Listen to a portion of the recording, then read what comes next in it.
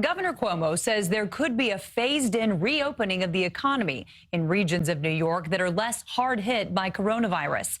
His plan comes as Mayor de Blasio announced a number of advisory councils will help prepare for reopening the city, including one that will be run by his wife. CBS 2's Dave Carlin live for us tonight in Times Square with more on that. Dave. Jessica, Mayor de Blasio and Governor Cuomo laid out today what they hope are the first phases of reopening. How do we build back better? Governor Cuomo said May 15th, when New York State on pause expires, construction and certain manufacturing jobs may restart, likely in upstate communities before downstate. To make sure it does no harm, there would be this monitoring period.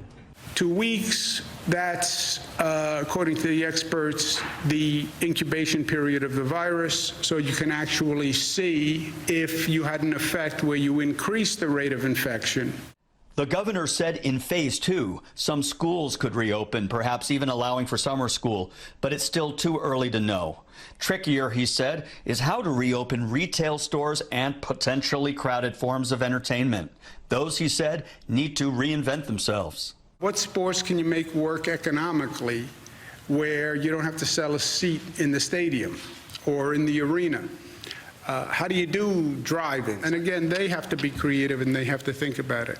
Mayor de Blasio announced the formation of more than a dozen advisory councils, weighing in on the needs of businesses, religious life, education, and more. A new city task force on racial inclusion and equity will be led by New York City First Lady Charlene McCray, along with Deputy Mayor Phil Thompson. When asked why his own wife, he pointed to her work with the Thrive NYC mental health initiative, which some have called ineffective and in need of revamping.